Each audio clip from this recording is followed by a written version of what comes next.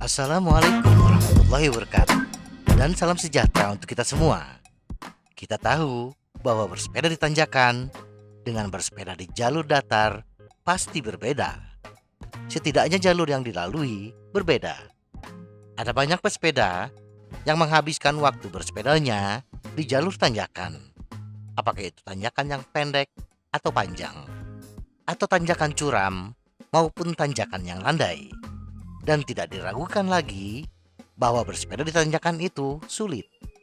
Di sisi lain, tidak sedikit pesepeda yang hanya bersepeda di jalur yang datar. Kalaupun menghadapi tanjakan, tingkat kecuramannya tidak terlalu ekstrim.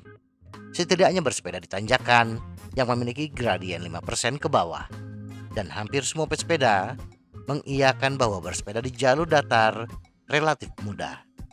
Namun, bersepeda di tanjakan maupun bersepeda di jalan datar menghasilkan manfaat yang sama besarnya bagi pesepeda.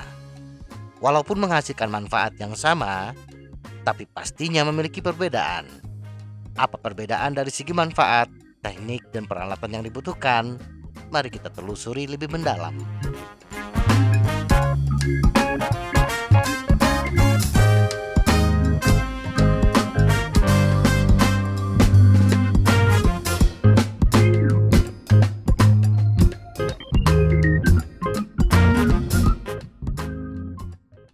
Tenaga yang digunakan. Bersepeda di tanjakan maupun di jalan datar, bila power yang kita kerahkan sama, maka berat ringannya pun sama. Kalori yang dibakar akan sama. Tetapi bersepeda di tanjakan, kita tidak bisa mengandalkan cadence yang tinggi, khususnya untuk tanjakan yang lebih curam. Misalnya power yang bisa kita kerahkan maksimal 200 watt.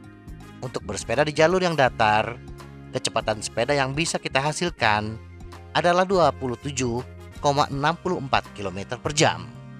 Dan ini bila kita menggunakan sepeda dengan ban 27,5 kali 2,1 inci. Membutuhkan gear rasio 2,7 dan cadence 80 rpm.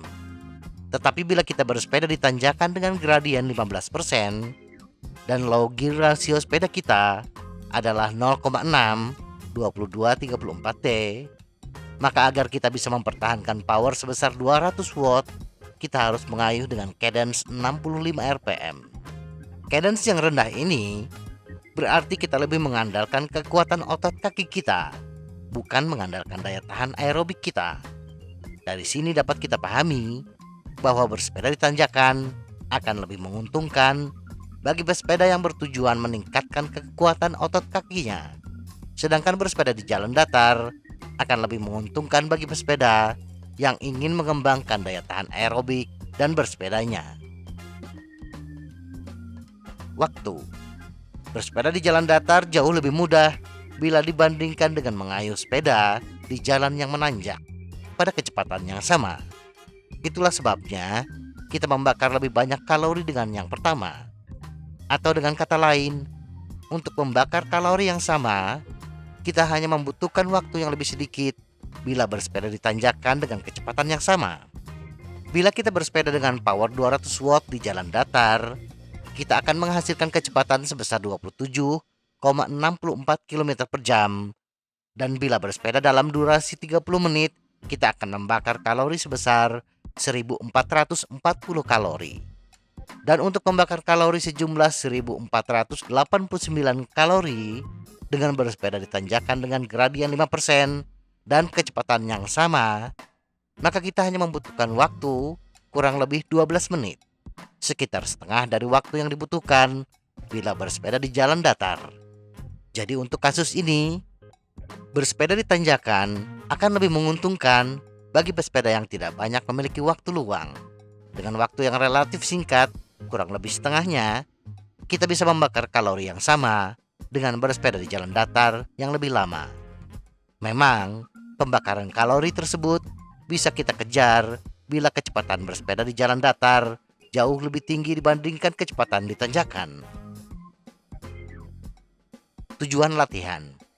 Sebagaimana telah kita bahas sebelumnya, bersepeda di tanjakan atau di jalan datar memiliki tujuan yang berbeda. Kita tidak mungkin bersepeda dengan cadence yang konstan bila bersepeda di tanjakan, apalagi bila tanjakan tersebut lebih curam. Tanjakan panjang akan menguras tenaga kita lebih cepat, sehingga jarak tempuh pun tidak akan jauh. Di samping itu, bila kita hanya menemukan tanjakan yang pendek, maka kita akan bertemu dengan turunan yang kadang-kadang power yang kita kerahkan sudah tidak stabil lagi. Power yang dikerahkan cenderung lebih kecil, bahkan berhenti mengayuh.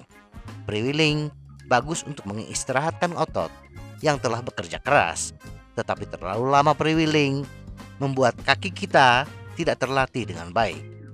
Bersepeda di jalan datar, walaupun bagi pesepeda pemula, bisa sama beratnya dengan bersepeda di tanjakan.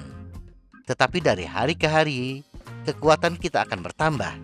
Dan untuk melatih kekuatan otot kaki, sudah tidak mungkin lagi untuk menambah tantangan. Melatih kekuatan kaki berarti kita harus menambah beban yang harus dikayuh. Berat ringannya kayuhan bergantung kepada seberapa besar gear ratio yang kita miliki. Menggunakan sepeda jalan raya, top gear ratio yang mungkin adalah 54-11T atau 4,91. Bila menggunakan sepeda dengan ban 27,5 x 2,1 inci, maka kecepatan kita kurang lebih 41,5 km per jam dengan cadence 65 rpm. Dan bila kita sudah terbiasa dengan beban tersebut, akan sulit bagi kita untuk menaikkan kemampuan otot kita. Karena untuk meningkatkan kinerja kita harus menambah beban. Meningkatkan cadence memang bisa menaikkan power, tetapi ini berarti kita akan melatih daya tahan aerobik, bukan kekuatan otot kaki kita. Kesimpulan, bersepeda di tanjakan atau di jalan datar pada prinsipnya sama saja, sepanjang power yang kita keluarkan sama. Tetapi, walaupun power sama, tenaga yang kita gunakan akan berbeda. Di tanjakan, kita akan lebih mengedepankan torsi atau kekuatan otot, sedangkan di jalan datar, kita akan lebih banyak menggunakan daya tahan aerobik. Jadi, mana yang terbaik? Bersepeda di tanjakan atau di jalan datar? Jawabannya, bagaimana tujuan yang ingin kita capai. Semoga informasi ini bermanfaat. Tetap sehat, salam goes.